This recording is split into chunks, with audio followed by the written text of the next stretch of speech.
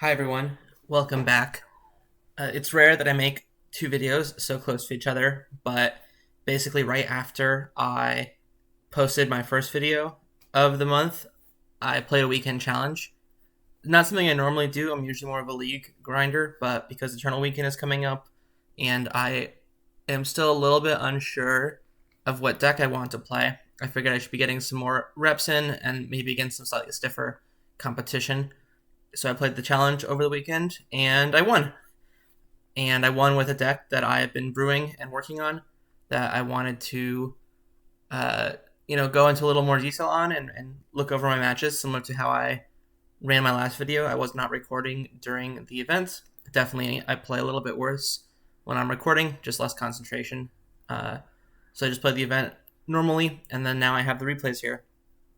Before we dive in, I wanted to do a little bit of an overview on the deck. So not much has changed since the original video that I made. At least in the main deck, the sideboard has changed a good amount uh, over the past month and a half from the first genesis I had for this idea. There's a lot more artifact hate in the sideboard right now. The artifact based decks are very good and very hard to deal with. They apply a lot of pressure, and sometimes they go into a combo route, sometimes they go into an aggro route, and either way they have Urza Saga as a backup plan. So it's difficult to line up all your answers to what they might present. So I have a lot of sideboard hate for it in the form of Pernicious Deed, Energy Flux, and Powder Keg. Keg is definitely the worst one of these three, but it has some other applications versus other decks in the metagame. So, for example, versus Red White Initiative, this card can be good at blowing up Chalice on turn 2. It can kill 4th Aerolingus tokens. It can kill the Goblin Shaman token that Fable of the Mirror Breaker makes. So, and I think that match was very tempo oriented. Like the first couple turns of the game matter quite a lot. So it coming down one turn earlier than Deed is helpful for sure. Other than that, I made some last minute changes to the mana base before this event started. I have one basic swamp in the sideboard and one basic island in the main. This island is replacing a trop, down to 2 trops, and this just replaced another sideboard card. My thought process was I was losing to initiative quite a lot in testing, and Blood Moon was definitely a big part of that. And so I talked with a couple people, and someone suggested, "What if you just played basics? I know it's not ideal, but if it's what you're losing to, then you should try it out." So that was kind of a last minute change I made before this event. I said, "All right, I'll just try this out and see how it feels." And it felt fine, not great, not bad, totally fine. So that's what I'm going to do moving forward. A quick rundown of what the deck is trying to do. I think compared to the 4 and 5 color control decks that are playing Beanstalk, this one is much lower to the ground and is trying to play a little bit of a shorter game, a little bit more tempo oriented. So when I started out trying to build a Beanstalk deck, I figured what synergizes well with Beanstalk, and I think a good answer to that is having early interaction. So things like Thoughtseize and Spell Pierce and Stifle, something you can do on turn 1 to kind of put your opponent off balance so that you can play Beanstalk and be a little bit more secure. Thoughtseize especially works well because it's turn 1 Thoughtseize, you look at their hand, you can disrupt it, take the thing that comes in and puts pressure on you early. You can take that out of their hand so their early turns are a little bit weaker. That gives you the freedom to play Beanstalk out and not have to worry about tapping out or not using your mana to affect the board or disrupt your opponent. And then Beanstalk can start pulling ahead in card advantage. Compared to the control decks, I have fewer ways to trigger Beanstalk. I'm not playing, the full 4 Leyland Binding, along with maybe 1 or 2 Solitude, 1 or 2 Terminus. It's really just 4 Murktide, 4 Force, 2 Lorien, 2 Murderous Cut. And my philosophy is that this card doesn't need to draw that many cards to win you the game, as long as it's drawing 3. I think that's going to be plenty in most games. Additionally, this is a very good... I think one of the advantages you get from going down to only 3 colors is that your mana base gets a little bit more simple. You get to play more Wastelands, which is a very good card right now, and you become a very good Mystic Sanctuary deck because you don't have to fetch your off colors as often. And Mystic Sanctuary is very good alongside Beanstalk because once you have 1 or 2 Beanstalks in play, the only thing you really want to be doing is either rebuying Force of Wills or rebuying Lorien or rebuying Murderous Cut. These things that trigger Beanstalk. And so it's a way to not have too many clunky cards in your deck in the game, but still have more access to ways to trigger Beanstalk as the game progresses. The Mystic Sanctuary also goes really well with the Sorin's Ransom. This miniature package is actually a really, really good way to grind out advantage versus decks where it's like on turn 3. Because your mana base is so clean, you have 3 islands in play almost always. You play the Ransom, and then next turn you fetch for Mystic Sanctuary, you bring it back. You can either wait a turn or you can cantrip into it with like a Ponder or whatever, and you play the Ransom again, and now you're up. You've seen 4 cards off of playing 2 spells, so you're up a couple cards, and it also has some selection. That it's better than just drawing 2 cards. It's gives you some bit of selection as well, where if the face-up pile isn't what you're looking for, you can bin it, and it's almost like you've looked at 4 cards to find what you need. Additionally, it helps keep your graveyard field for Delve. Like, it's a really good velocity card where it's helping you put your synergies together. It's helping you find your Beanstalk, fill your graveyard for Murktide, fill your graveyard for the second Murktide, and kill your opponent quickly, or find the interaction you need.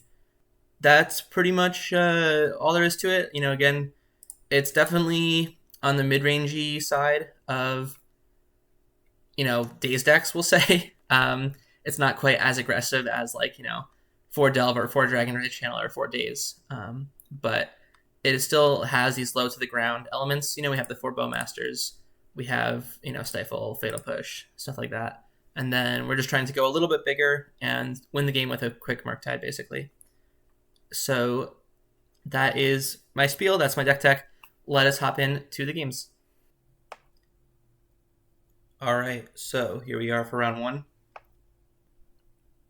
The only deck right now playing Noble Hierarch is the green-black mid-range / control deck. I decided to Fatal Push this. I didn't want them to have 3 mana on turn 2.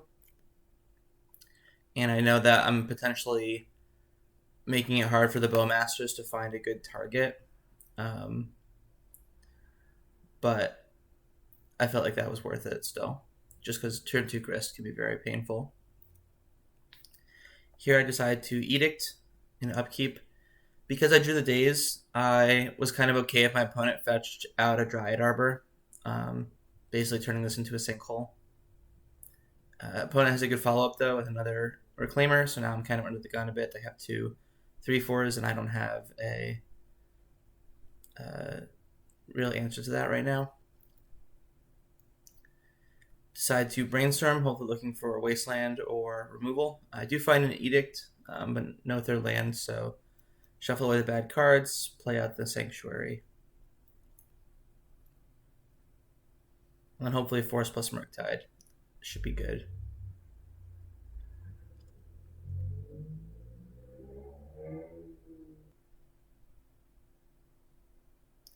An upkeep opponent rotates. I decide to use the Edict there. They go with Bojuka Bog to nuke my graveyard, which is fine. It makes sense. They're kind of worried about Murktide. And then opponent untaps and plays Fiend Artisan, which I decide to force. And it looks like that was a pretty good decision. Opponent tapped and untapped the Cradle. I think they were hoping that it made 2 mana this turn for something, so that was important. Play out the Beanstalk. Spell Pierce can sometimes be a good draw if they have Natural Order or Green Sun Zenith as one of the last few cards. But most of the deck is creatures, including the Fiend Artisan. So now I'm definitely in some trouble. Life total's low, and I'm facing down a lot of aggression. Pick up some good cards with the Brainstorm, though. This Wasteland can cut them off Cradle mana, and the Stifle can potentially stifle a Fiend Artisan activation. The Endurance is putting a lot of pressure on, so I have to force that. bright side is it does draw a card off Beanstalk. Opponent attacks with 2 creatures. And here I decided to play the Bowmaster so that I don't die. And I decided to only block one of the creatures here. My thought process is that Murktide next turn will stop the Reclaimer from attacking, but if the Fiend Artisan grows somehow, I want to block that with the Bowmaster. Drawing the land off the Beanstalk trigger is actually very lucky, just because it can stifle a Fiend Artisan activation here, which is what my opponent does go for. I think they were going to get like a Bowmaster or something. So stifle very important here. The downside is, though, their Artisan is now bigger than my Murktide, so I'm still going to need some help, which I do find in this Fatal Push. Obviously a great draw. Push the Artisan, wasteland them. Don't want to attack just yet, just because it would cause me to lose my Bowmaster. Drawing the second Murktide, though, alleviates all woes. This one is big. Draws me some cards, and then I'm able to attack for 8.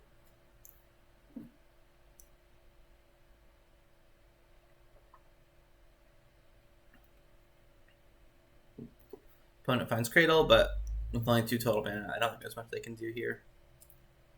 Opponent agrees and packs it in. Right, so game 2. This is my hand. Again, a solid but not great hand. Lacking some early removal, unfortunately. But hopefully Thoughtseize can make up for that. And that's kind of the idea behind Thoughtseize, is that it's obviously very good against spell-based combo where removal is not. And then even against decks that play like a bunch of creatures, it can help break up their curve. So really quick, the Thoughtseize revealed Green Sun Zenith, Orcish Bowmasters, and their own Thoughtseize. And with the 2 Brainstorms in hand, I decided that better to take the Bowmasters so I can Brainstorm for mana. And then my thought was they're going to Thoughtseize away my Wither command, and that kind of sucks. But I need to be able to Brainstorm. So they do Thoughtseize. They take the Brainstorm, which to me was a little bit surprising.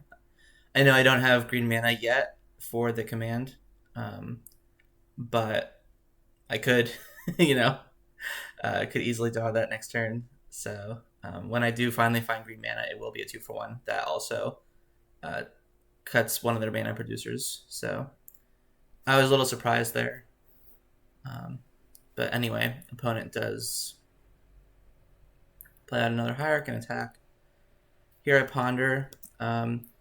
Ponder had removal, Force of Will, and Bayou. And I was very tempted to just, okay, cool, I found my green mana. I can take and play the Bayou. But I know my opponent's hand is Green Sun Zenith and one unknown. So basically they're almost out of action. So I decided that Force was actually better. I can force the Green Sun Zenith this turn. And then, play Bayou next turn, and unfortunately I can't also play the Wasteland that I want to get back, but that's okay. I think it's worth it to have the interaction here. So opponent does Zenith. I decide to force it. I pitch Brainstorm instead of Murktide. I know I don't have a second blue right now, but I figure I'll get it eventually. And here with the Wither command, I decided to get back Wasteland. Kind of the same idea is that, I'll find a second blue eventually. Wasteland has a harder effect to come by. There's a lot more blue sources in the deck. And Wasteland can be good to either color screw them or, cut them off Cradle mana. Opponent took the Murktide over the Bowmaster, which was somewhat surprising to me, just because Bowmaster represents almost like a double Wasteland, because I'm killing a mana dork and I'm killing, Cradle makes 1 less mana. Also, for those wondering why the Spell Bomb is in the deck, it's so that if they have a Fiend Artisan, one trick you can do is you can use your Bowmaster, ping the Fiend Artisan, and then you can activate the Spell Bomb. And It'll be a 1/1 with 1 damage on it, so it'll die. Uh, so it's just like another way to kill one of their bigger creatures, basically, while also um, having a low floor, like low opportunity cost, right? Because it does just draw a card. So here I find Children's Edict and Ponder, which I feel is good enough. Decide to Edict my opponent. Play the Ponder. There's 2 lands and Lorien revealed in that Ponder. And I know that's a little bit slow, but I figure that, it'll kind of put the nail in the coffin on the game, basically. And I didn't want to activate the Spellbomb here. I wanted to play around Bowmaster a bit. So I wait for them to tap out and then activate it. And the reason I want to activate it in general is so that once I play the Lorien revealed, I can still play a land for turn. So that was my thought process.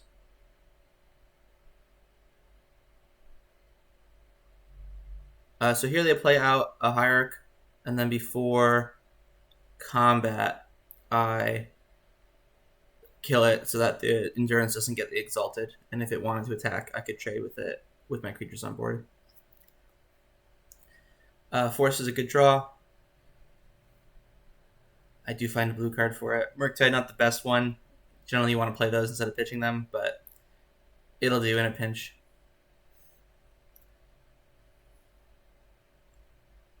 Artisan, not very scary, just because I have the deed. And like I said, I'd prefer not to pitch the Murktide if I can avoid it. So here, this is probably a bit of fancy play syndrome. I could have just used the deed for 1 more mana, but I decided to activate it for 2, and then with it on the stack, but the card in the graveyard, delve it away for the Murderous Cut, which lets me draw a card off of my Beanstalk, and lets me leave the Lorien revealed in the graveyard, so that Murktide is bigger. Again, I think it wouldn't have mattered either way, but I saw the line, and it never done something like that before, so wanted to do it. And so here, pretty good sequence: Beanstalk, Edict, and Murktide. Now Murktide's a 6/6, and I have Force Protection, so feeling pretty good about where the game is headed.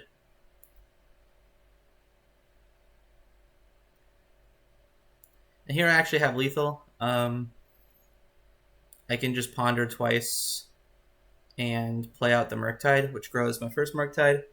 It would be enough for game. Opponent didn't let me get there. Felt they were too far behind, which I kind of agree with anyway. So yeah, that was round 1. On to the next.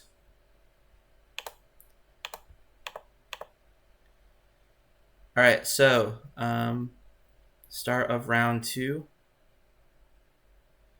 This hand is fine.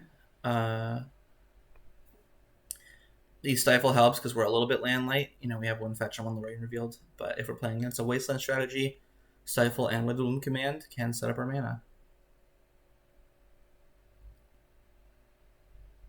So turn 2 Beanstalk with Force Protection. Obviously a very good start. It's kind of why you play the deck. An opponent is a Wasteland strategy.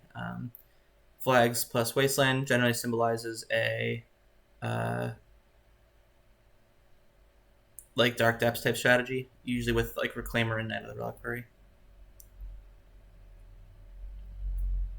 Ponder for a land drop here. Opponent does have the 2nd Wasteland, but like I said, Stifle can help take care of that.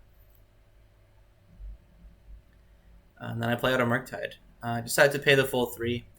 I don't think I need to Wasteland anything like desperately, and just having extra cards in your graveyard for future delve spells is usually pretty good. Opponent does have the swords, but this drew a card, so I don't really mind. I think that's one of like the strongest aspects of Beanstalk is that Murktide Regent is kind of a big investment. You're tapping a lot of mana and or delving a lot of cards from your graveyard, and so if it ever gets 1 for 1, it feels kind of bad. However, Beanstalk kind of takes away the only downside of the card, which is that it doesn't draw cards. So opponent does bog me here.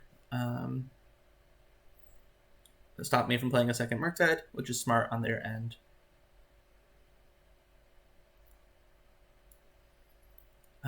So I brainstormed. I drew the. I'll go back for this, and I drew this island in hand, and I found another Beanstalk, which, like I mentioned in the deck tech, the island was a trop until the last minute before the event, and definitely worse than trop here, not being able to cast a Beanstalk. So I think I probably should have kept it to play around the third wasteland still, but in my annoyance with the card, I shuffled it away. But play out the second Beanstalk. 2 Beanstalks with a force in play. I'm feeling pretty safe. Don't feel compelled to kill this Orc Army token yet. I really want to save it for like a Dryad Arbor or a Bowmaster. Things of this nature. Though at this point, I think my opponent is unlikely to have Bowmaster, just given that my cantrips are resolving without any thought. But anyway, I'm just looking for threats. I do find a Murktide. Opponent plays out a Dark Depths and attacks. And here, it's funny because I just talked about how I don't feel compelled to Bowmaster, but the Dark Depths actually does subtly change things where I kind of want to start putting pressure on and not give my opponent infinite time to find a way around these wastelands, basically. And plus drawing the second one, like I said. So I decide to play this an end step, kill their guy, start attacking. Play out the Murktide, this time with the full delve, so I can hold up Bowmaster or see what I draw.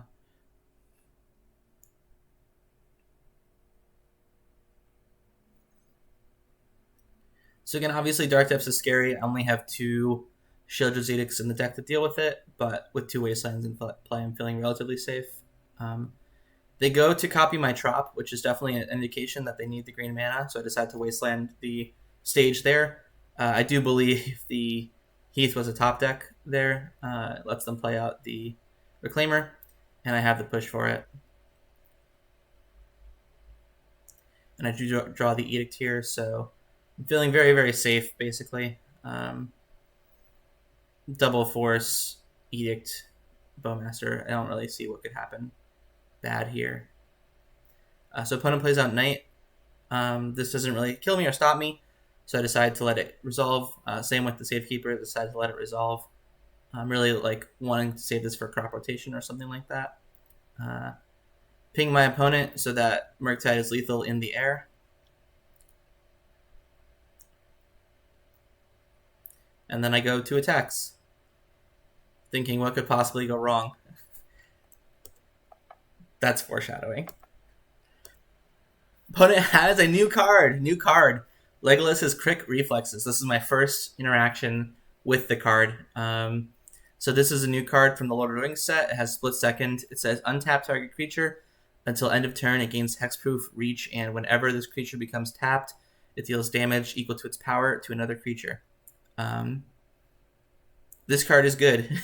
Split second means I can't force of will it, and then giving reach means it can block the Murktide, and then Safekeeper can bin lands into the graveyard to grow the Knight. So what I thought was a completely unlosable position now is a little bit more tenuous.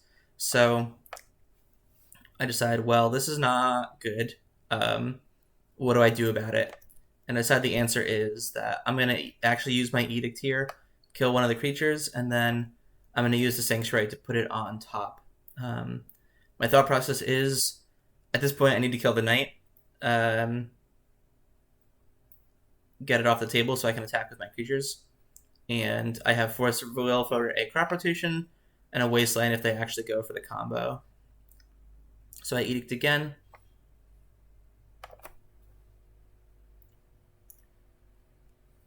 Opponent does sacrifice the flagstones and get the stage and go for the combo, but of course I'm going to Wasteland here. And if they have a crop rotation or something, I have an answer for that. And that's the game. So, new cards are good. New card is powerful. And if that had been on my radar, maybe I would have forced one of the creatures, since I had 2 forces in hand and they double cantrip. So that maybe could have been a little bit cleaner, but this is live and learn. So start of game 2. Hand again seems okay. The basics are nice to play around Wasteland. And unfortunately, I don't have an answer to this Reclaimer. Stifle can slow them down a bit, which is nice. But I will be digging for removal. Brainstorm puts back 2 lands. I do find removal in a second Murktide. Here I decided to stifle the fetch. I could have stifled the fetch or the Reclaimer activation, but if my opponent just doesn't activate Reclaimer, then I lose out on the stifle, basically. So I felt like it was fine. And here, I'm in an awkward spot. This, same decision kind of comes up over the games, or over each turn, over and over, where the Reclaimer sitting in play keeps gaining them value because they can find flagstones and they can rotate flagstones into basically card advantage and mana ramp. But the Edict is one of my few answers to the 2020, so I kind of want to save it. So at the time, I decide to play out the Murktide and hope that maybe I can race them.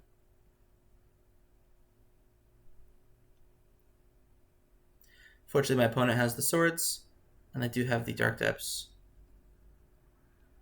The Zenith for a Dryad Arbor, which I'm actually very happy about because it allows my Bowmaster to get value. And like I said, again, the same issue where I don't want them to get value off rotating the flagstones, but if they just have a Thespian stage, then I basically lose, or a crop rotation. So it's just like an awkward squeeze until I find additional removal, basically. My saving grace here, or I guess the one thing that's nice is when they eventually do go for the Dark Depths, them losing those 2 lands is helpful to me. It kind of gets me back into the game. I draw a Murderous Cut here, which is solid. I get to fetch and pay 3 mana for it. I let them decide what land they're getting first before knowing that their thing is going to die. Is what I thought. Opponent has the quick reflexes, which again, split second, can't counter it. I'm lucky that they didn't have an extra mana to activate the Reclaimer a second time, because that would have been bad for me. It would have killed my Bowmaster and just gotten them ahead. So once again, getting value off the flagstones rotations, and now they have the stage. So I'm definitely feeling fairly behind. So really quick, so this Zenith, I knew it could get another Reclaimer, but I also knew it could get a Sylvan Safekeeper, and I was hoping that that's what they would go for, because I think that's a general heuristic that players use is all right, I'm close to assembling the 2020, so let me get Sylvan Safekeeper to protect it. But Sylvan Safekeeper actually turns on a lot of the removal in my hand. It turns on the Bowmaster and the command, where I'm okay trading these basically as wastelands to kind of stifle my opponent's development.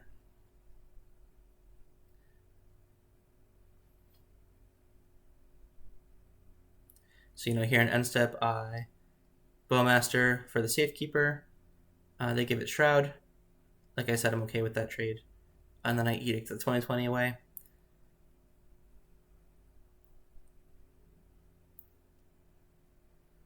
So now they're down to 4 mana sources.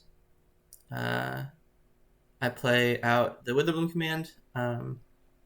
Opponent wisely rotates into Bog because otherwise I could have played out a Murktide and it also means I have to hit a land in these 3 mills.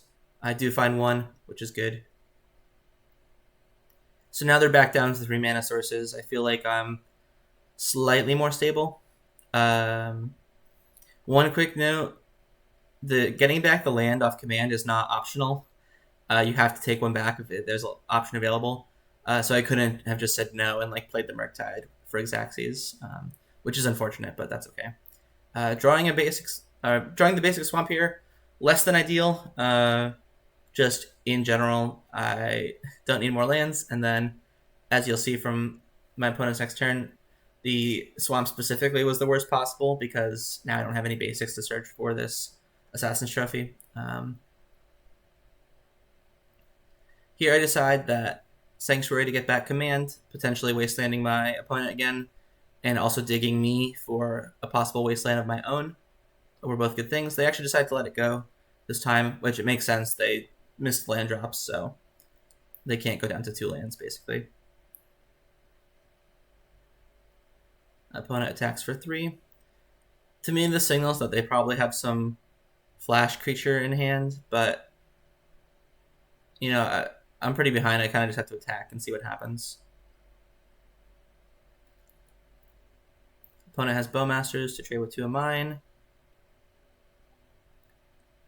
At the very least, this Witherloom command can kill it and dig for a wasteland. Unfortunately, I don't find it. So there's 3 wastelands in there somewhere. You know, we'll find out where. We'll find them eventually, hopefully. Draw another land here, unfortunately. An opponent has the Endurance. So they get to eat my 1/1. So now I have a tough decision where, like, opponent just put a lot of cards on the bottom of my deck. I decided not to shuffle them back in. I figured my best draw would be, like, Lorien Revealed or Beanstalk into something, which kind of happened, but also didn't because I didn't draw removal. And so now I'm dead. So just a bit of flood in the late game there, unfortunately. It does happen sometimes. So we'll have to come back in game 3. So now, I'm not going to sugarcoat this at all. The Magic Game Engine decided to throw me a bone. Opponent mills to 4 here. Assumed the hands were not that functional. So obviously I'm feeling in pretty good shape.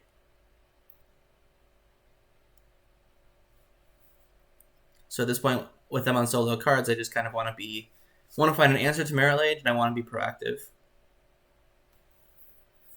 So they play out the Reclaimer. Since I don't have the removal right away, and that's one way they can crawl back from a mole, I decide to force it. Here I play out the Deed. I play out the Wasteland to play around Choke a little bit, rather than the Trop. Unfortunately, it does play into my opponent's Wasteland, and then they get the Surgical Mind Wastelands. So now my only answers to Merit Lage are the 2 Shield's Edicts. It is still card disadvantage, though, so not terrible. And then I do have enough for this Murktide Regent. Ideally, you want to wait till there's a Beanstalk in play first, but sometimes you just draw the cards in the order you draw them, and I think it was fine to play it there. Fortunately, opponent does have a Swords, but again, they have nothing proactive going on, so I'm not too worried. Opponent gets a Dryad Arbor here. I was a little surprised. I mean, like, I understand it. They want mana, but I have so many ways to kill X1s in the deck that I think they should have gone for Reclaimer and hoped I couldn't kill it, and then over the next couple turns activated it to get flagstones and build their mana up that way. As it stands, they, the Dryad Arbor got killed, and now my token is attacking. Here I play out the Powder Keg. It's kind of overkill with the Deed, but you can put it on 1 to kill 1-drops, basically.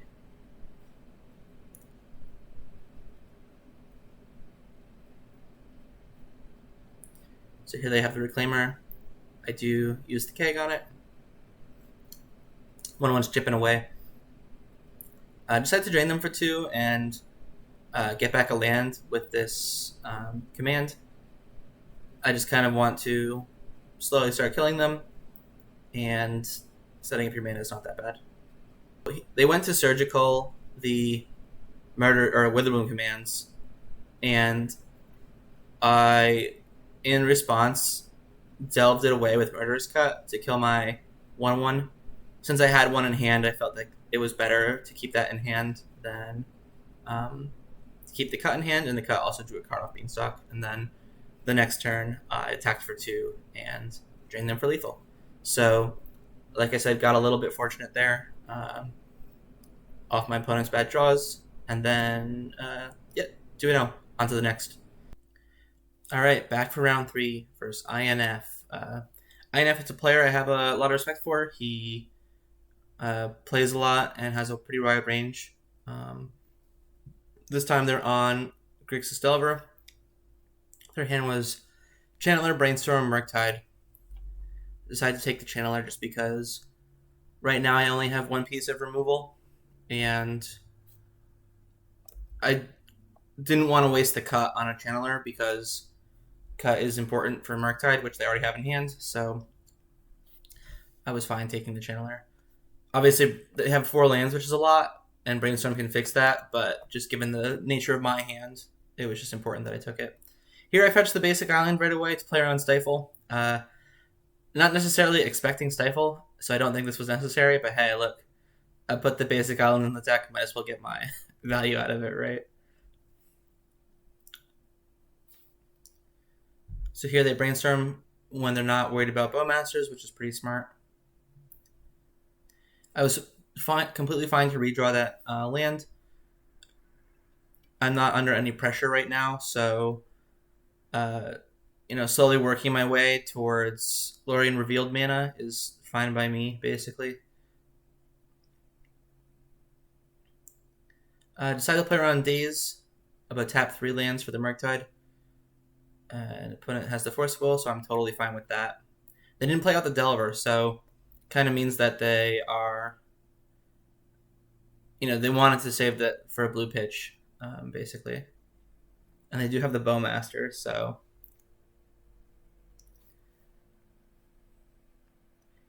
but that's something I'm fine with. My plan at the time is to untap and kill it with Bowmaster, but then I do have a change of heart. I decide that basically I want to potentially cut and cast Brainstorm the next turn, so I decide to push there and also test to see if they have a Daze. And my opponent doesn't have the Daze. I think they would have dazed there, given that I have 4 mana sources, so it's unlikely to get value. And this lets me have a good sequence where I can cut for 1 mana on the Murktide and play the Sorin's Ransom. Alright, so quick trick for Sorin's Ransom, quick lesson. This is something that Max Gilmore taught me. So when you have these piles, what you should be asking yourself is the top pile enough to win the game? Is it good enough to win the game?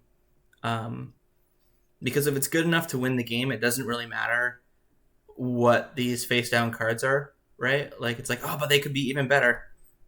That's irrelevant, So I decided that I've gotten a couple 2-for-1s so far. They have to force my Murktide, and I'm resolving this Ransom.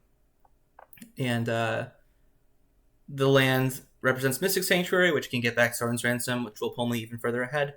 So I decided that pile 1 was good enough to win, and so that's why I chose it. The face 1 pile ended up being Force of Will, Mystic Sanctuary, which is kind of bad because the Sanctuary is important to the deck, so it's kind of bad that it's in the graveyard. But certainly not like backbreaking,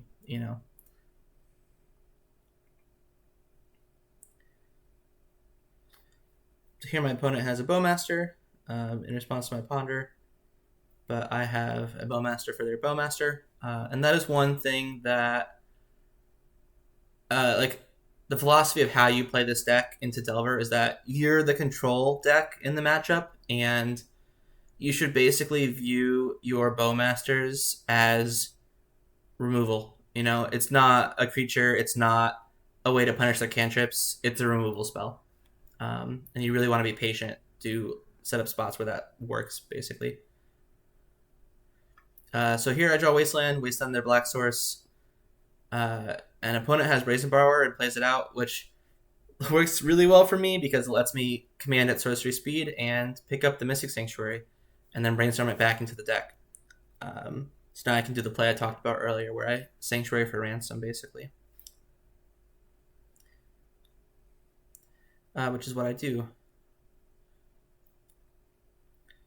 And so one thing I will say, so the deck plays the 4 Beanstalk and the 1 ransom, and I've toggled the numbers back and forth, sometimes having 0, sometimes having 1, sometimes having 2 ransom. I think 1 is the right number, but the thing I wanted to point out is just instant speed card advantage is so good because it lets you do it at the best time, basically, where it's like Beanstalk is good.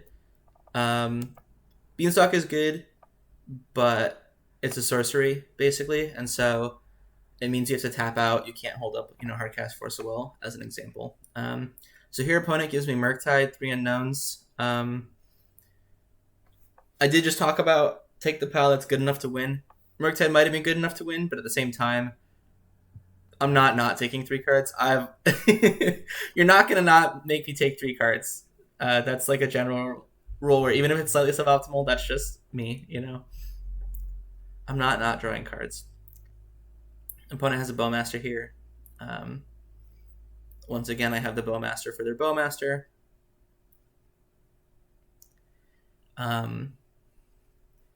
So I talked about how your Bowmaster is a removal spell, and obviously it's very advantageous to play your Bowmaster second. I think that is one of the strengths of Bug in this matchup, is that because you go slightly bigger than the Delver deck, you have the better late game. It puts a lot of pressure on the opponent to pressure you, so they are the ones who feel compelled to play out the Bowmaster on an empty board to start attacking. You don't ever have to do that. You can always just pass the turn, but the same is not true for them, so it's actually a very big advantage that you have. So here I'm pretty far ahead, obviously. I've accrued a lot of card advantage, have my Beanstalk set up. The one thing I want to play around, basically, and not lose to is a flurry of lightning bolts. It's turn 12, we haven't seen any bolts yet. My opponent has not been playing creatures or playing lands, so Bolt is a card that's very big on my radar for something they might have, basically. So I don't want to use these fetch lands if I can avoid it and go down to 9. And I actually don't think there's 3 fetchables left in the deck anyway. I think there's 1 Bayou and maybe 1 more Underground Sea. Opponent dismembers the Bowmaster, which I'm totally fine with. And here they cast Ponder. I know I said that Bowmaster is a removal spell. At this point in the game, it's pretty clear they don't have creatures that they have to play. And I do want to end the game before they can bolt me. And also my thought was if they bolt a Bowmaster, that's actually a trade I'm very happy with at this point in the game, because that is my one fear, is dying to lightning bolts. So I ran it out there. Half as bait, half as a clock.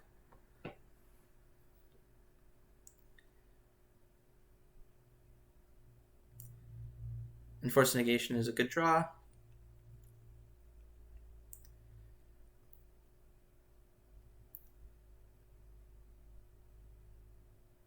So they do bolt me at end step. And I actually decided to force negation this one.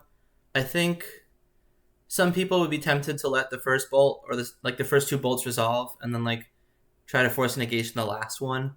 My thought process was this is basically the end of the game, and if I give my opponent a draw step, they could potentially find more interaction, like a Force of Will effect for my counter spells.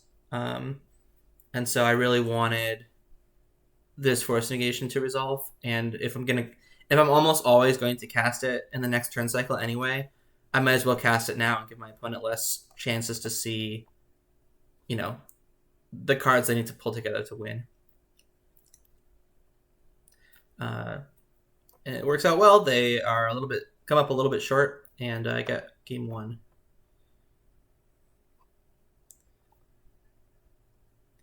So for game 2,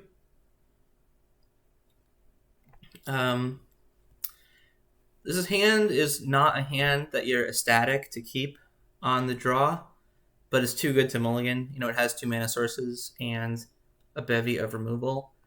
If they play a 1-drop and then on turn 2 are able to give it more than 1 toughness, either by flipping Delver or getting Delirium, then the hand can kind of fall apart. Or if they have multiple Dazes and or Wastelands, can fall apart. So there's a risk here, but like I said, I think it's a little bit too good to mulligan.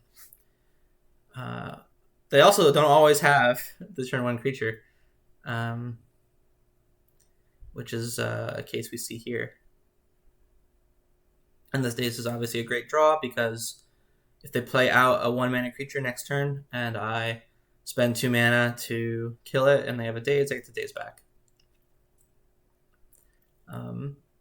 They don't do that either. They actually cast 3 Ponders. The first 3 plays of the game are all Ponder, which is interesting. I briefly, before the draw stuff, I was considering playing out the Witherbloom command just to ensure my 3rd land drop. And I think I would have done it if I didn't draw a mana source, just because I already have 2 Bowmasters to kill creatures they might play. And one of the ways I can lose is Wasteland, basically. But having drawn the 3rd mana source, there's no need for me to do that just yet, basically. Opponent plays Brainstorm.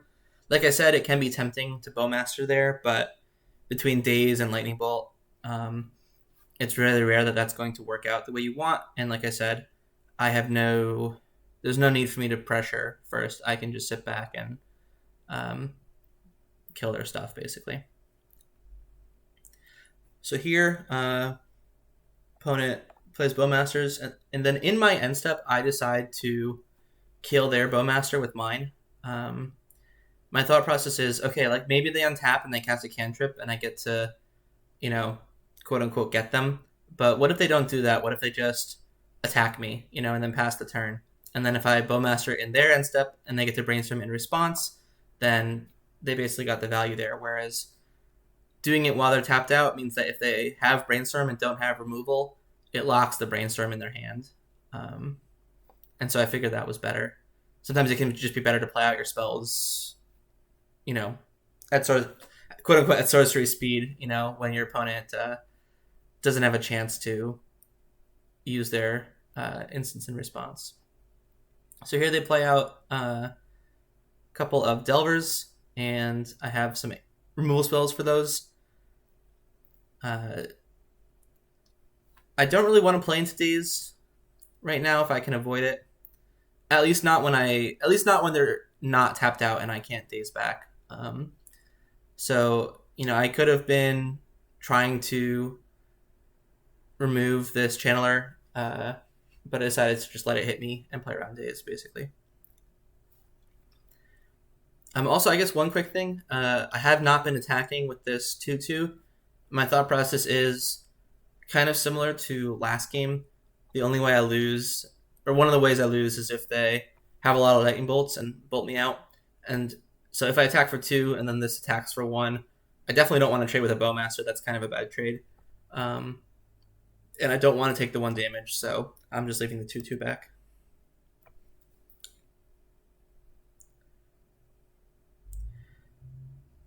So here I fetch. Play out this Murktide. I have a feeling they have Pyroblast, so I'm not really concerned with making this very big. And also I want to keep my graveyard stocked for Murderous Cut, so I only play it as a 4/4. It does get blasted. At least wanted to make it a 4/4 so that it plays around Lightning Bolt, because that would be a little bit of a disadvantaged exchange. They're really desperate. They have to crack the bauble, which turns my Orc army into a 4/4, which is a legitimate threat at this point. Here, I actually tried to go to cut and upkeep because my thought process is if this resolves, then I'll just take a draw step. Um, Maybe draw a land so I can play Ransom around Days. But if it doesn't resolve, then I want to Sanctuary back the Edict. So my opponent does have the Force, but I can just fetch the Edict here and then attack for 6. So now my opponent is under a ton of pressure. I have more cards in hand and more board presence.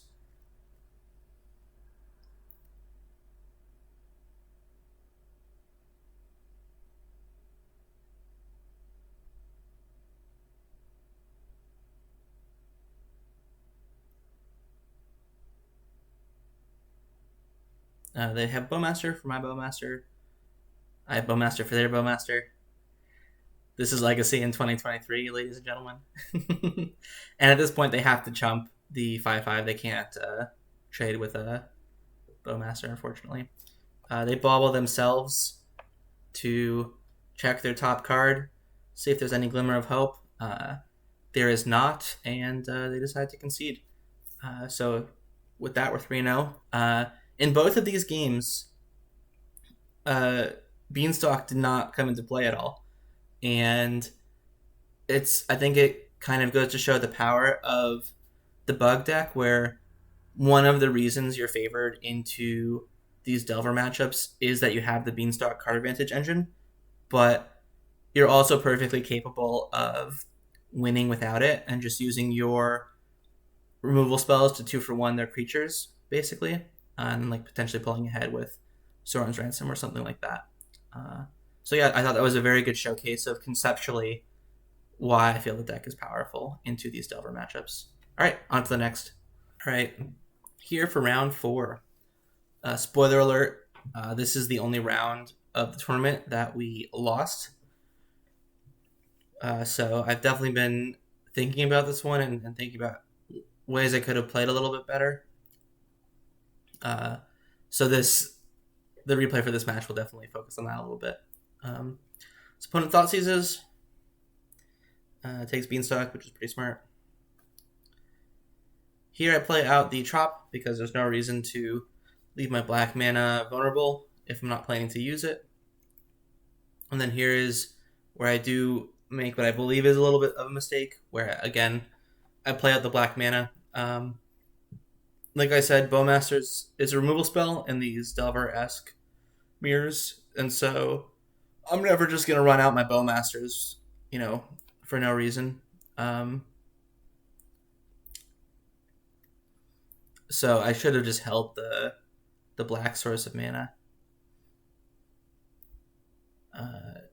Definitely, I take a few more hits from this Bowmasters than I otherwise would have, which ends up being relevant as the game progresses. Opponent plays a couple cantrips, attacks me for 2.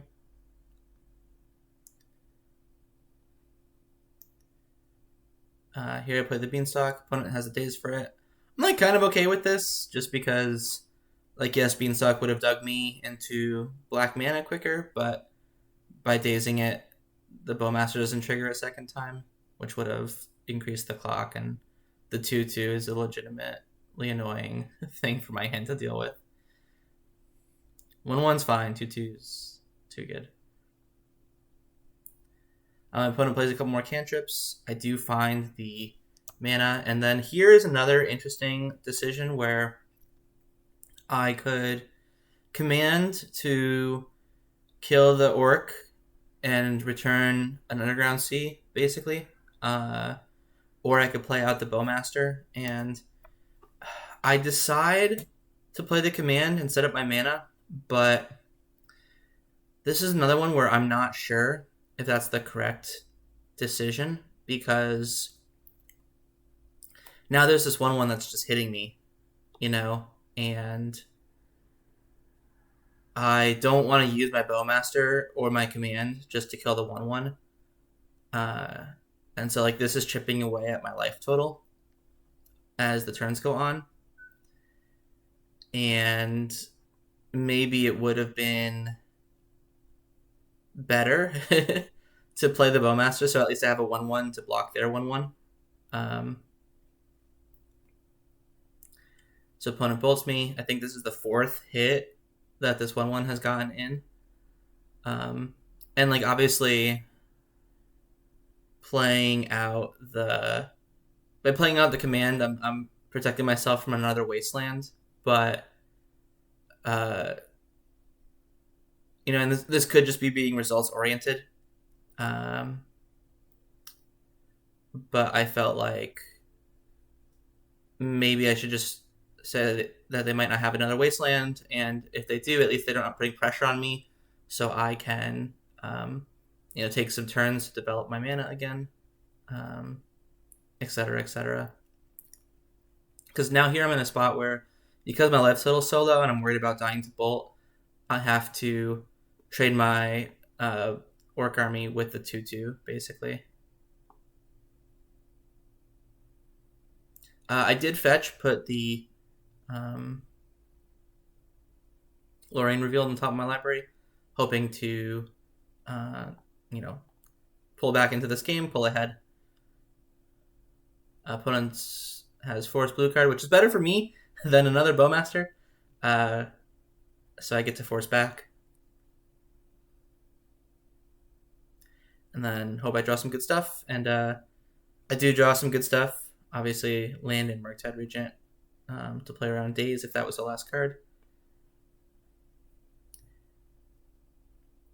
Unfortunately, it wasn't the last card, and then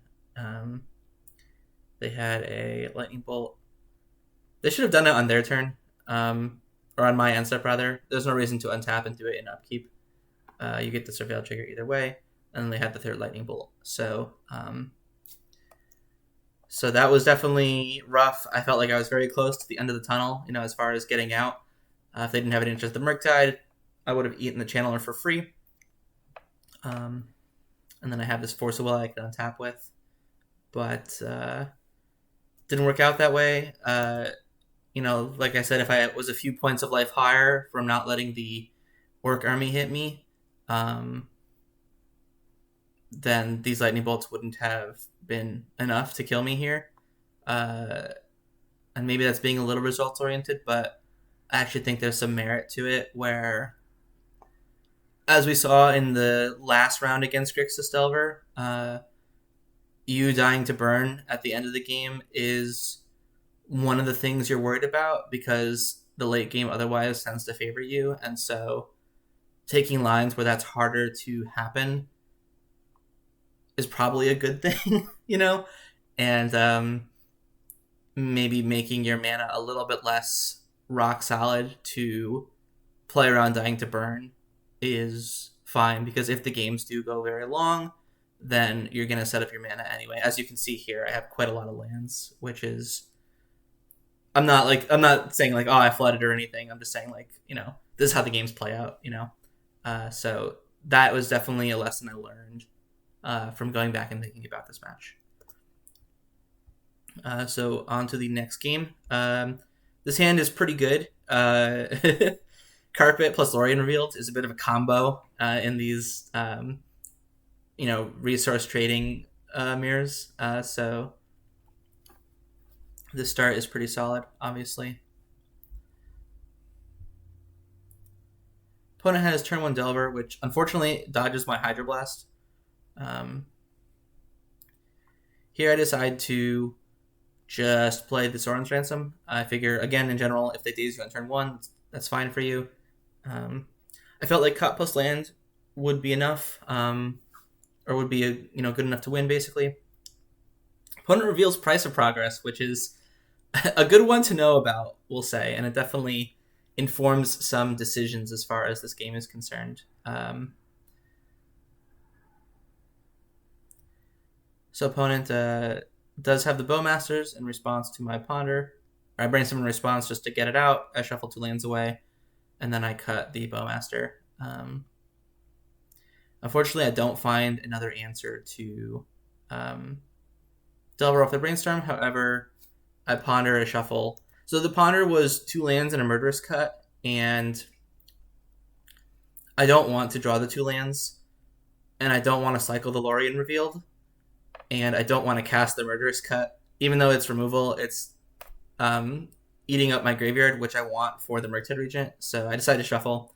I draw a Fatal Push. They didn't daze my Sorin's Ransom, so I decided to play into daze here and push the Delver. Also, because of the looming price of progress, I really want to keep my life total as high as possible. So they play out the Channeler. Here I have some options. I could have went for Murktide, or I could have went for Lorien Revealed. I felt that Lorien Revealed was a better use of my mana. You know, it's using all 5 mana rather than just like 2 or 3. Unfortunately, it does play into Pyroblast. And then I do, again, play into Daze with the Fatal Push. Again, just trying to keep my life total as high as possible. So now my opponent's hand is Price of Progress, 2 Unknowns, and they're playing a small Murktide. Drawing a land here, less than ideal. I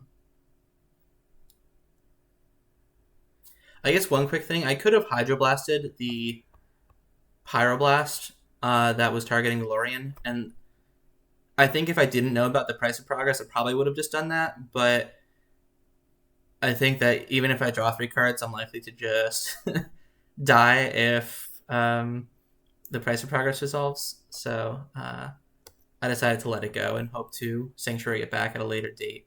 Unfortunately, my opponent's last 2 cards were Force plus blue card. So now I'm definitely under some pressure here.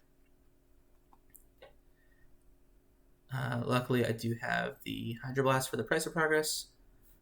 But again, I'm still under a lot of pressure.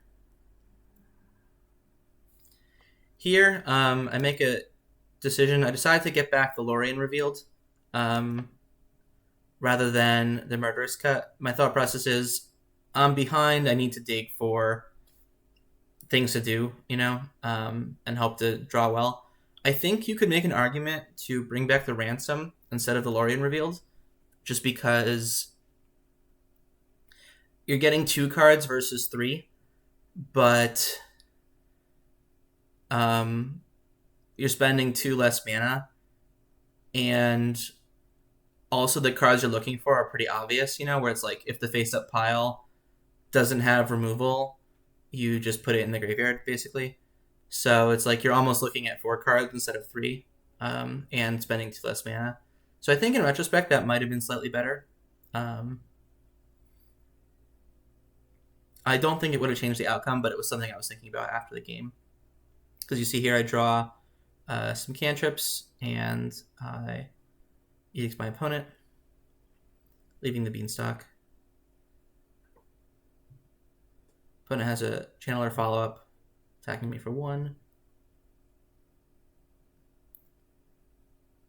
And here I think I make a small mistake. I wanted to play around Lightning Bolt, but I should have realized that I can't. Because let's say I find an answer to the Channeler, the 1/1 is still going to hit me down to 3, and then I'll die to Bolt. So I should have fetched here to draw a non-Beanstalk card and give myself an extra look at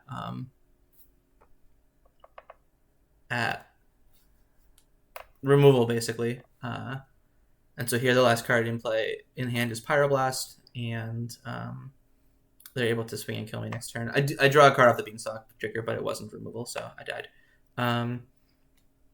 So yeah, you could definitely look at this game a bit and be like, okay, well, you drew 7 mana sources to their 3, and then, just barely died before stabilizing.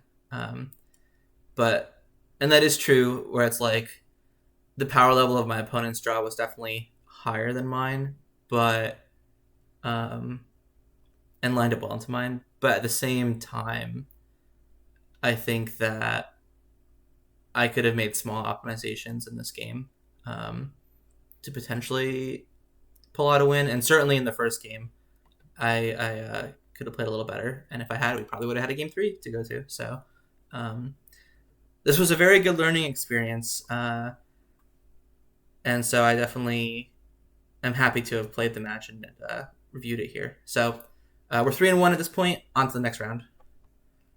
All right, so here for round 5. You'll notice So this round was definitely a bit of a roller coaster for me, emotion wise. Maybe not emotion is too strong of a word, but it was definitely a very like interesting back and forth. So you'll notice my opponent has 11 and a half minutes on clock. So they, uh, obviously were very late. They didn't show up to the beginning of the game. I thought after 10 minutes that my opponent would just get a game or match loss.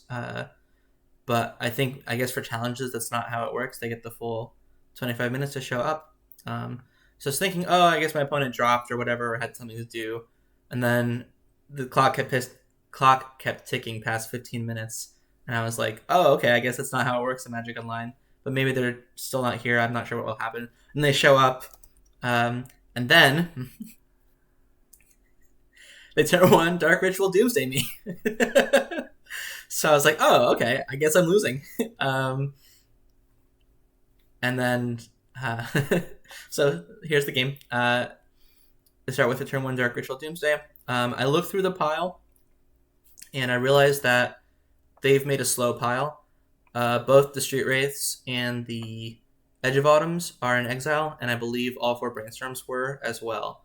So they've made a slow pile to help play around Wasteland, which I think is smart by them.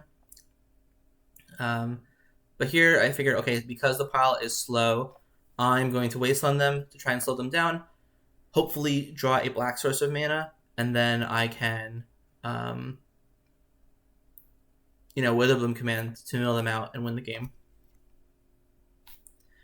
And then, because they don't have cyclers, drawing the black mana here is really good because, let's say they go Cavern, Thassa's Oracle, I can Fatal Push the Oracle and not lose, basically. So this is the last turn of the game. I brainstorm to try and find Force of Will in case I need any extra protection. I do find it. Ends up not being relevant. My opponent does not have interaction, and I knew all Force of Wills were in the exile. So I milled them for 3 in Eternal Land, and that was the game. So the roller coaster continues. So thought it would be a free win, thought it would be an instant loss, and then managed to pull out a game 1 win there.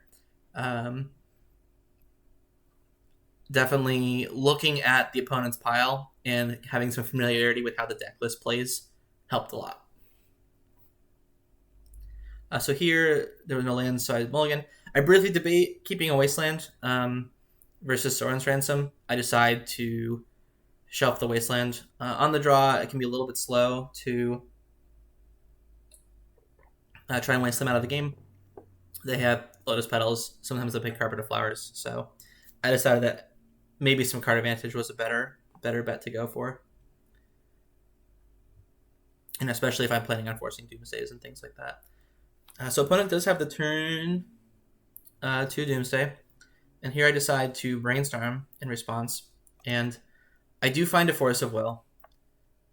But I also find a Witherbloom command. And so that puts me in an interesting spot where I'm like, am I supposed to force this Doomsday, or am I supposed to basically try to win the same way I won last game? On the side, I don't really want to play into Daze here, and I want to, force the Brainstorm that they play next turn likely, or the Cantrip or whatever, and then hopefully the next turn win with Witherbloom command plus Veil of Summer backup. So that's my game plan. I decided to let it resolve. My thought is that they can't win the next turn because I can force the Cantrip that they play. If they have a slow pile, obviously it's very good for me. Opponent is also thinking back to last game and doesn't want it to play out the same way. So this time around, they make a fast pile. Street Wraith, Cavern, Oracle.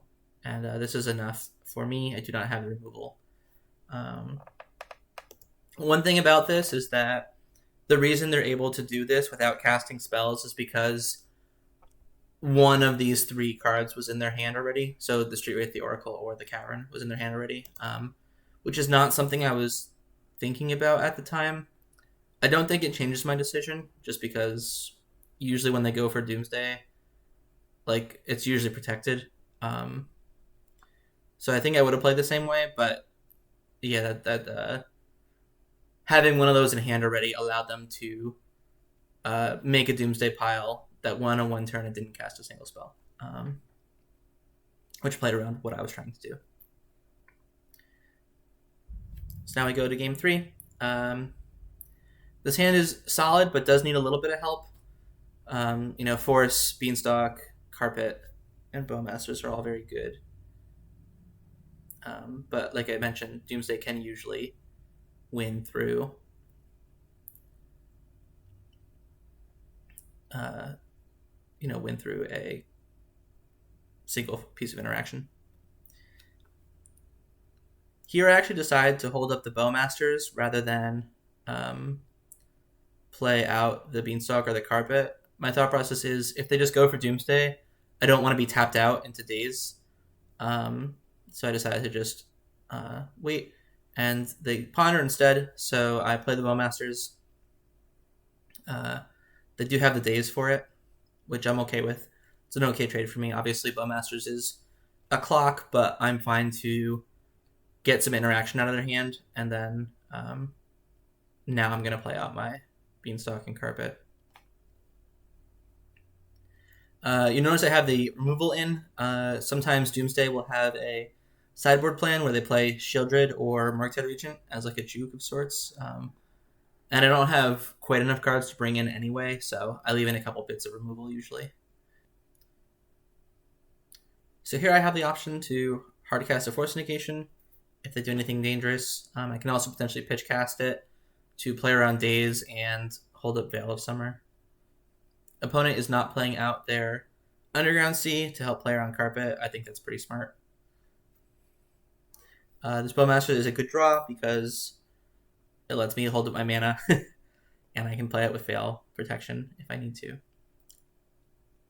Opponent finally does play out the land to cycle a Edge of Autumn. And here I play the Bowmaster. They have to force it.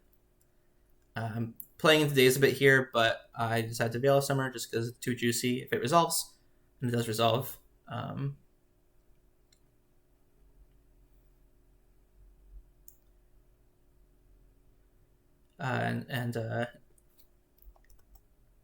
So obviously that's a very powerful sequence for me.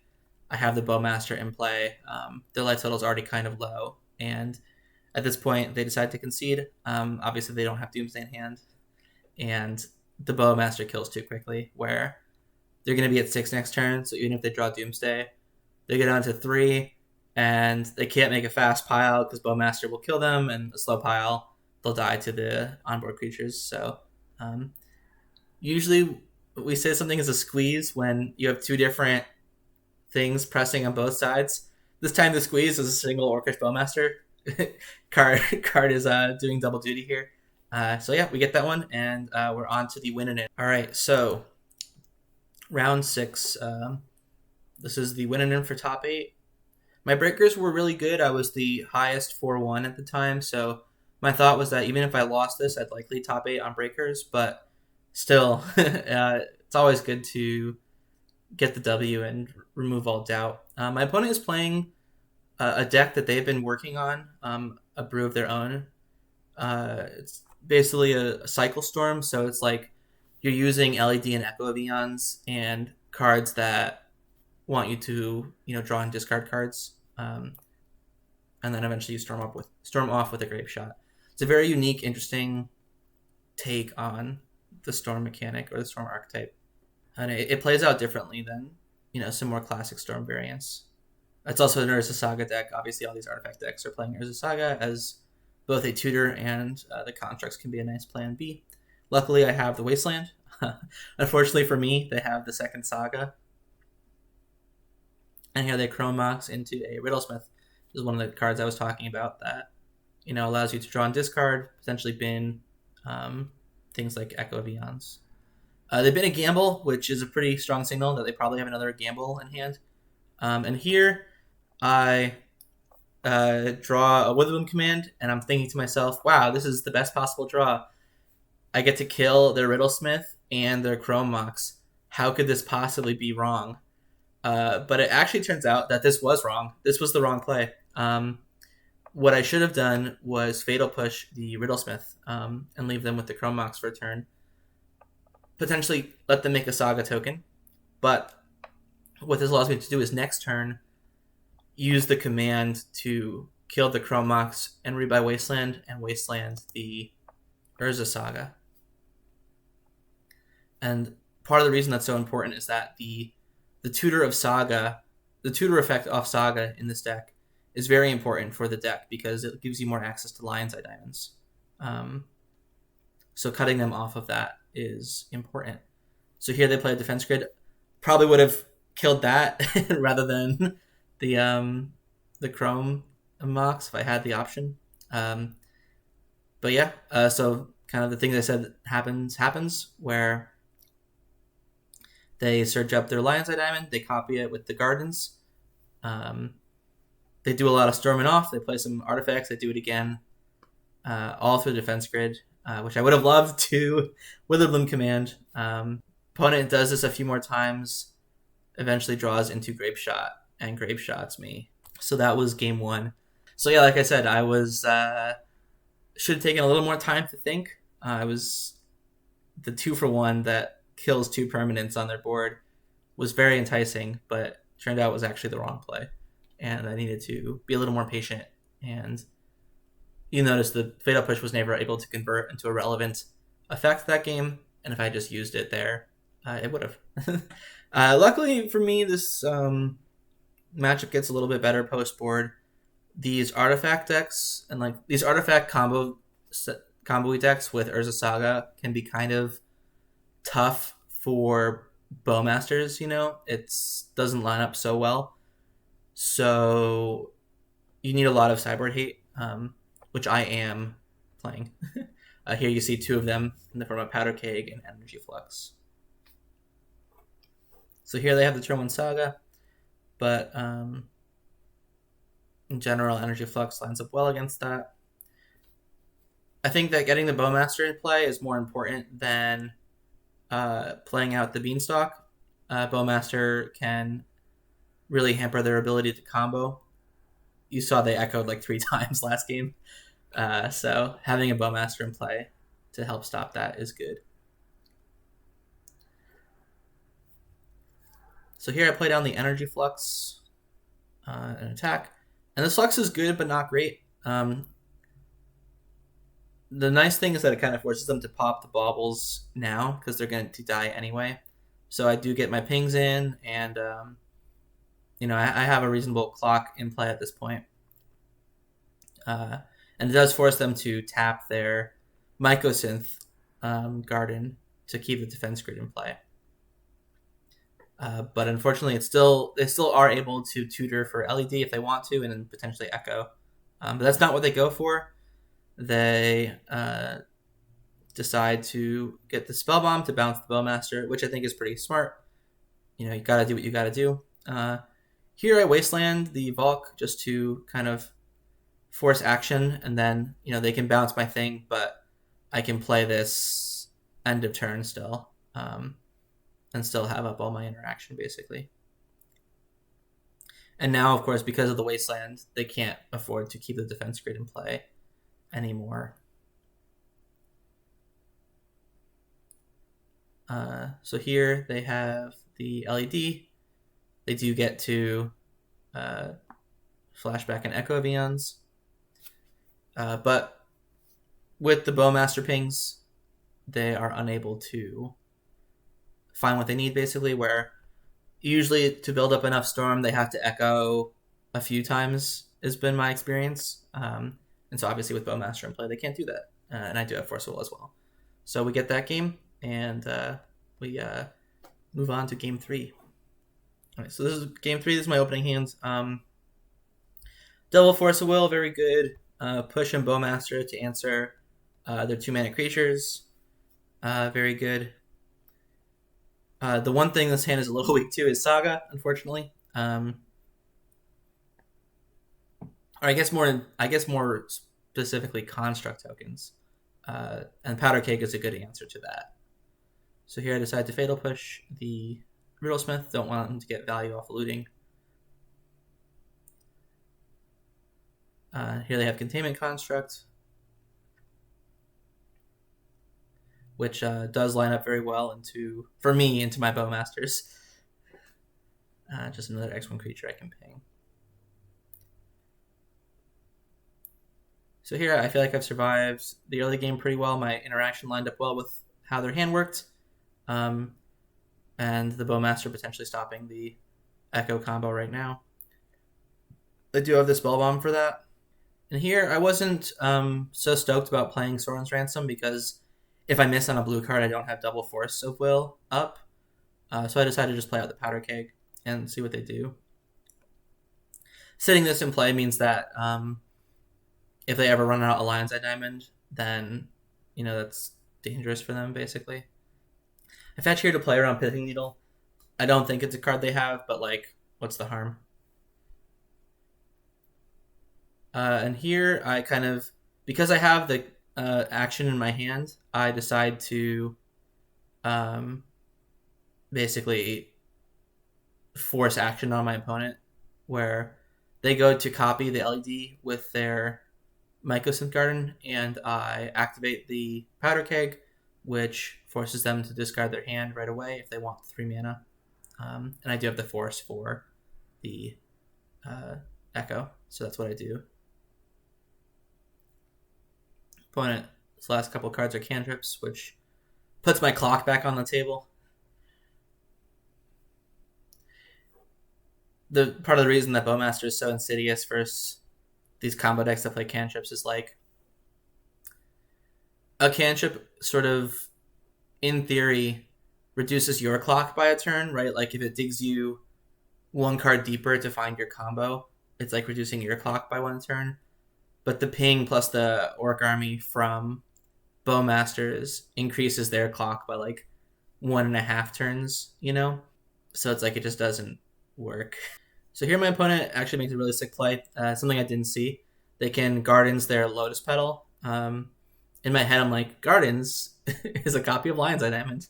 And they don't have Lion's Eye Diamond, but obviously they can copy any 0-mana artifact. So I decided to Ransom in response. Opponent gave me a 3-1 split. Like I said, I'm taking the 3 cards almost every time. So and the 3 cards here happen to be good. One of them is Pernicious Deed, which does instantly end the game. And that is the end of the match, and we're into top 8.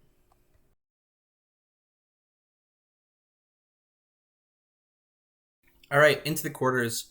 Opponent is Stutch. Stutch is a player who I think is pretty solid. They tend to play Delver strategies. They have the turn 1 Channeler, which I could have potentially dazed, but dazing on turn 1 is really rough, and I just trusted in my deck to provide, or which it did. So play out the Bowmaster with Daze backup. I don't play the full 4 days. This list only has the 2, but I do really like the 2. It can be so important in these tempo mirrors. And matchup is already starting off really, really strong. Effectively, my opponent's mulligan to 6, and I have a turn 1 Bowmaster in play. It's kind of a good way to summarize that that exchange. So here I wasteland my opponent. I don't really have too much to do with my mana. They might have things to do with their mana. Delver doesn't flip, and they offer the trade. And them offering the trade is an indication that they have cantrips in hand that they want to unlock. However, I actually decide that it's still worth it to take the trade and kind of lock in my 2-for-1. My thought process is locking in a 2-for-1 is pretty good, and my hand doesn't have that much removal in it right now. So one of the ways I could lose if they play out a flurry of creatures and I can't deal with them all, and the 1/1 Bowmaster ends up not being a relevant game object. That's one thing. It's there's a difference between game objects and relevant game objects, and sometimes a piece can shift in and out of relevancy. And I thought one of the ways I could lose is if this piece becomes irrelevant. And so I wanted to lock in my card advantage. Not be greedy, since I feel that this is a winning line, basically. They do go for the Wasteland, but like I said, I have a ton of lands. I have so many lands that I'm dangling out this tropical island because I'm okay if my opponent Wastelands me a second time. My opponent actually does not have a land drop to play. It looks like they were leaning on Chandler plus Daze to find their second land drop, which I think is a totally reasonable keep, and it just didn't get there for them, unfortunately. At this point, I'm very much in the driver's seat.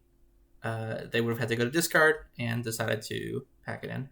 All right, so game 2, we're on the draw. This is a no-lander. It's a mulligan. So this one is close. I understand it's not great, but Carpet is the type of card that can bail you out of sticky situations like this. So I decide to keep it, and then Daze can hopefully kind of give me a tiny bit of breathing room so I don't just get completely run over while I'm looking for my land drop. Opponent goes for the upkeep Brainstorm. I decide to Daze it. This protects my Mystic Sanctuary from Wasteland and also potentially stops a Delver from flipping, which it does not flip, so I've gained my 2 life. A reasonable exchange. Here I decide that Carpet is a thing I'm very interested in playing around Daze, so I decide to take a turn off to develop the Sanctuary again.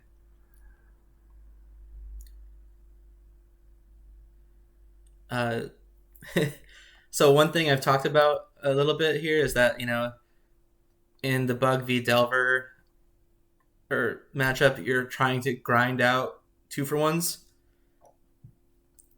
Carpet of Flowers is a 2-for-1, Like, lands are cards in this matchup, and a card that makes 2 lands effectively is a 2-for-1. So it's worth protecting. Now, lands do kind of fall into that thing I was talking about last game where sometimes game pieces lose relevance as the game goes on. Certainly later in the game, Carpet becomes less relevant, but obviously in the early game, it's very powerful. They were holding up Bowmasters, so I didn't want to just use my mana and Brainstorm into it without having an answer. So I decided to just pass there. Here we get the untap, make some blue mana. Do cast a Brainstorm. Can't shuffle away this Brainstorm just yet, but I do draw a Bowmaster for the Channeler. They go to dismember my Bowmaster, fishing for Delirium and also getting the Surveil value. Here I decided to Daze it. I felt like because I didn't have... It's interesting when it's sometimes I don't care when Bowmaster dies, and sometimes I do care.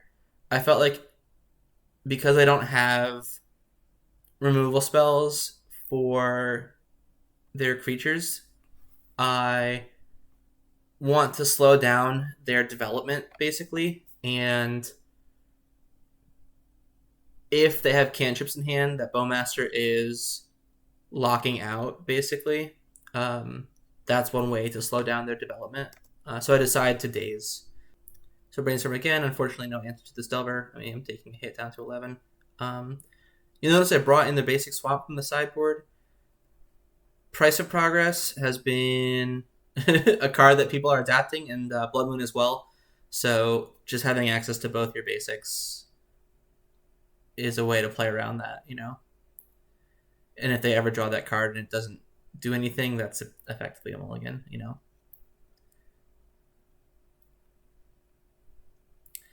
So here, they don't have an answer to the Murktide, which is somewhat surprising, given that they're not doing anything.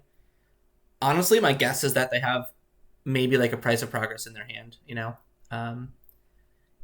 Here they go to double bolt me. Kind of the same thing as I talked about earlier, where I could Hydroblast the last red burn spell, but they're kind of identical, and I don't want to give my opponent extra draw steps to find interaction for Hydroblast. So I just Hydroblast this one. The opponent decides that it's enough. They can't quite finish me off here. Maybe they have a Price of Progress in hand that would kill them as well. So they concede. All right, so on to the semis. This is actually a rematch versus the Cycle Storm deck that I was playing in round 6. This is my Mold of 6. Have double force, double blue cards. Seems pretty good. However, one thing it's not good against is Urza Saga. So I ponder for some answers. Don't find them. I guess more specifically, it's tough against the construct tokens. So here I brainstorm. Fatal Push can help a little bit, but obviously the main cards I'm looking for are Wasteland and or Murktide Regent.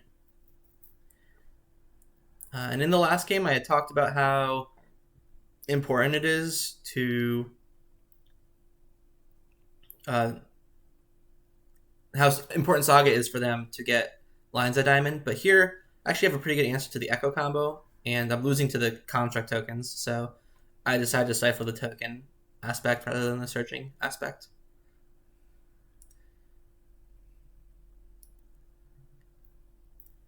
Opponent has a second Saga follow-up, which is definitely tough for my hand. This was their Mold to 5, by the way, giving me a shellacking with these double Sagas. It's an incredibly powerful plan B for these artifact-based storm decks, artifact-based combo decks. Just, the beatdowns are really strong, and I can't get there, so they get game 1. Like I said, it gets a little better after board. All right, so game 2. This hand has an answer to Saga, and it has an answer to the Echo combo, so that's pretty solid. Opponent cycles some Baubles and plays out a Chromox and goes for the gamble. I don't want to force the gamble. I'd rather force the Echo if I can, and then also forcing after Beanstalk is in play is pretty good. Obviously, you want to try your hardest to not force anything before you play out the Beanstalk. So here they go for the Echo after leading on Defense Grid. And their 7 is a little bit anemic, it doesn't have explosive potential. And my 7 is great. I draw into Deed plus Force of Will. And then in their draw step, I actually extract the Sagas. Just because, like I said, I have some good answers for the combo here in Force of Will, but I am weak to additional Sagas. So I decided to brainstorm, Wasteland the land. I'm totally fine drawing the extra 2 lands to just play out a Lorien on 5. It does not get to that point when it kind of goes for a Hail Mary play with LED Echo, but I do have the Force Will to stop it. All right, so game 3. This hand is pretty good, but a little bit slow. Pernicious Deed, definitely a good catch-up card against the Urza Saga game plan, which looks like what my opponent is going for. And then drawing this Beanstalk is a nice little bridge card. If I have to force anything, at least it cantrips.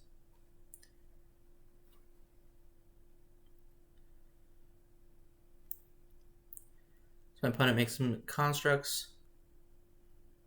And they actually go for a Pestilmite, or Haywire Mite, here, rather than the LED, which indicates that they don't have the combo, and they just want to, play to the board, have some interaction for Beanstalk. Luckily, I do have the Pernicious Deed here, which I'm able to explode. I would have loved to wait a turn and get these last couple artifacts out of play, but obviously I would have just died, so can't do that. And play out the Leovold. Leovold stabilizes the board against these 2/1s. And I'm feeling good to kind of reestablish the Beanstalk, have a force in hand. I could have potentially wastelanded the Ancient Tomb, but I felt like it was better to save it for Urza Saga.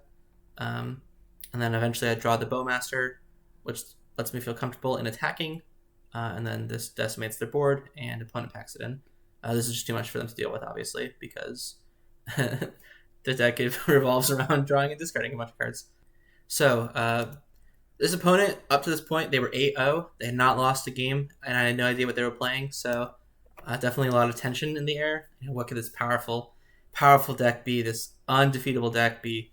And it turns out it is Storm, but a much more classic variant. So here we see Ad Nauseam. I assume copies of Beseech the Mirror, etc. They play a Thoughtseize. I brainstorm in response, and I hide the Force of Will, and I don't want them to take the Beanstalk. So I give them a Thoughtseize to kind of take instead, basically.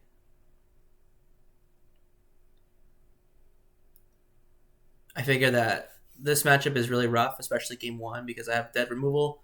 And so drawing a bunch of cards with Beanstalk can be a way around that. Here I could have held up Soren's Ransom and just let this Brainstorm go. But I wanted to get down a clock with the Bowmaster. And Stifle versus some builds of Storm can be good. Like if my opponent is playing Wishclaw Talisman, Stifle can buy me a turn versus that, basically. Like let's say they ritual Wishclaw Talisman, activate it, you know? I can stifle that and then they can like collapse their game plan. Against my opponent's build, it's a little bit less effective because what will end up happening is they'll beseech the mirror and they'll just flashback all their discard from the graveyard. So Stifle, it's really rare that Stifle actually counters a Storm trigger in this matchup. So fortunately, opponent does have discard into the combo. I force the discard because it cantrips off of the Beanstalk and gives me a chance to find an extra Force of Will. The cantrip found Brainstorm, but Brainstorm did not find additional interaction, and opponent did what we talked about, where they got the Beseech and flashback their discard. So the Stifle would not have worked there. This matchup is tough, but I get to board in some things like Veil of Summer. Energy Flux is okay. They usually don't play out their artifacts until the turn they want a combo, but I have enough things to cut, and it is a blue card. So I thought seems them. Actually, I'm going to go back and look at this Thoughtseize for a bit and talk about what their hand sees.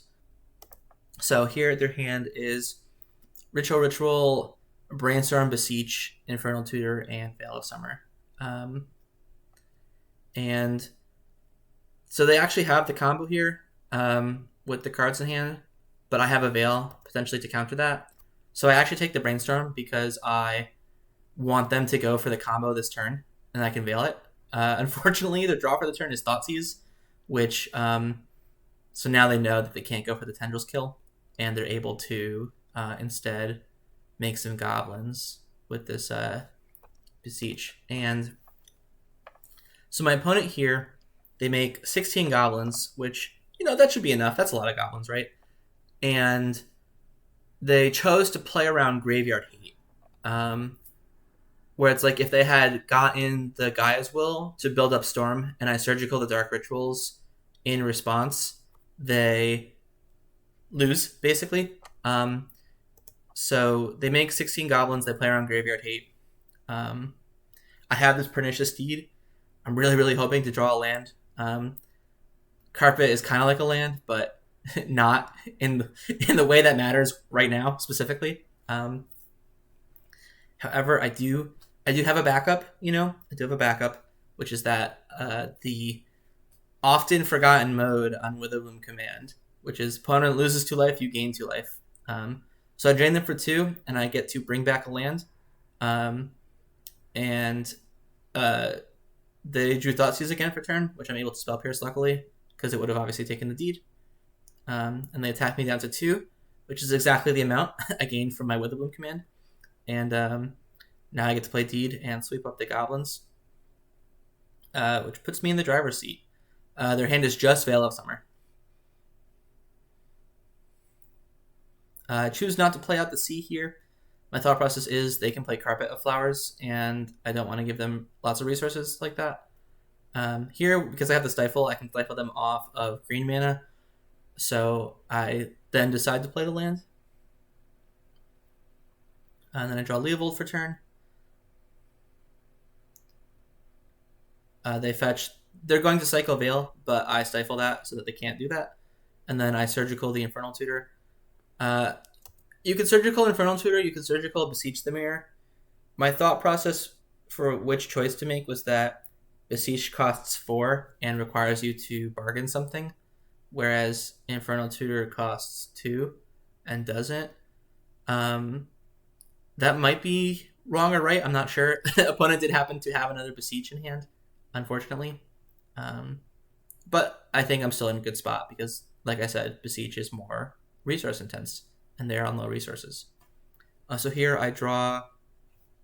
Um, I can potentially. So the nice thing here is that as long as Leovold is in play, um, if they ever go to Tendrils me, I can respond to, like, them targeting me with Tendrils makes me draw a card off Leovold, and I can fetch back Veil of Summer and draw off Leovold and then Veil the Tendrils.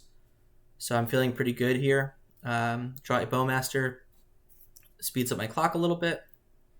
Opponent Thought Seizes me, which makes sense. I think basically their out is to draw Seat of the Synod, place. I guess that doesn't work either. But they Thought Seizes me, maybe get some information on the way out. But what this lets me do is Sanctuary back the Witherbloom command and drain them for 2, which is exactly lethal.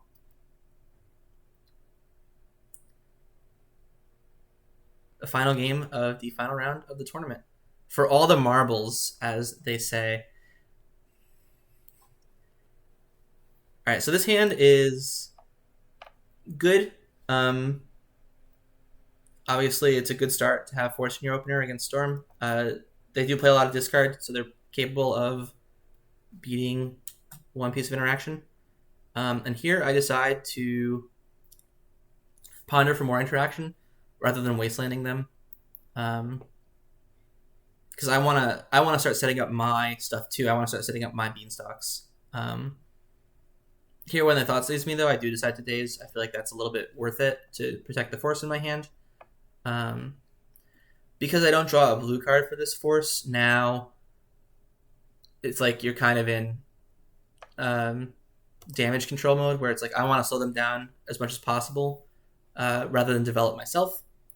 So I do choose to waste on them here. Surgical is a decent draw. Can play around certain Besiege lines. They do have the Duress, but notably they are missing land drops now. So I chose to take blue instead of green because blue is the cantrip color, so I could potentially strand them with cantrips in hand and make the development slow. So here, actually, I'm going to go back. So here, I have an interesting choice. I can play the Witherbloom command and rebuy Wasteland and wasteland them, or I can play 2 Brainstorms looking for more interaction. And I decide to play the Brainstorms. My thought process is just because they don't have a lot of mana in play doesn't mean that I'm safe, you know? It doesn't mean that I'm still not close to dying, basically, where they could have, Ritual, Beseech, and they're just like looking for one more piece of like artifact mana to sacrifice, or something of that nature. Like they could just be looking for one more piece and mana is not the bottleneck. So I felt like it was more important to dig for more interaction. So I decided to Brainstorm here. I do find a Force of Negation, which is good. Ponder doesn't find any additional interaction, so I shuffle. And they go for the Brainstorm here, which sometimes is a desperation play, but it could also be that they have the combo in hand already and are just looking for interaction, like a Thoughtseize, So I felt like just the way they were playing, it just kind of felt like they already had the combo, and so I didn't want to force the Brainstorm. And I am pretty lucky, Can't be sure exactly what was drawn off the Brainstorm, but it looks like they had Infernal Tutor and Beseech and an LED. So I think they would have been able to kill me if I had forced the Brainstorm. I'm very lucky they don't find a discard spell. I'm able to force the Infernal Tutor. Now they're empty-handed. This game is effectively over. So I wasteland them. I'm very excited, so I mistakenly fetched the Sanctuary. But, in some philosophical sense, 2 separate lines, if both lines win 100% of the time, they're both equally good, and I actually don't think there's any way for my opponent to win on 3 cards with no mana in play. So in theory, fetching for Mystic Sanctuary is just as valid as not doing that and playing the Murktide. Obviously, a little bit cheeky there. I was just very excited because I felt like I was going to win the challenge and did end up winning. And yeah, that was the event. I will be right back for the end of. I'm going to say set review because I'm used to saying set review, but obviously this wasn't a set. It's a full challenge, so I will be back for that review. All right, so that was the event. I thought we got a pretty good mix of decks that we played against. You know, we got a little bit of fair blue, got a little bit of fair non-blue, and then a little bit of combo. And the deck performed well against all of them. I thought we had a pretty good demonstration of how the deck goes just a little bit bigger than the classic Delver decks, and you can leverage that to pull ahead as the game drags on. And then we got some good showings of the Beanstalks grinding out card advantage versus the fair non-blue decks. And then we got some examples of how these impactful sideboard cards can come into play versus the artifact decks. Unfortunately, the changes I made before the event, the two basics, didn't really come up that much, but that's just because we didn't really play against decks where we had that in mind, you know, for why we wanted it. And that is okay. It also didn't really cost us too much to include. I think that's one thing that when you're testing different card choices, the thing you should be thinking about isn't if it's like better or worse, but if it causes you to lose a game you would have won otherwise, because it's fine to have a slightly more difficult matchup that you eventually win. That's okay, because it's still a win, you know? The difference between Island and Trop is only particularly relevant if not having the Trop actually loses you the game there. So luckily that never really came up, which is obviously good. And the deck performed pretty well. And I think that if you have good matchups versus the general field, it's fine to make them a tiny bit worse to hedge against the Blood Moons of the world, basically. So yeah, those were the games. I hope you enjoyed. I know this video was a little bit longer, but of course it's because we played a lot more rounds here. So again, hope you all enjoyed, and I'll see you again soon. Bye, guys.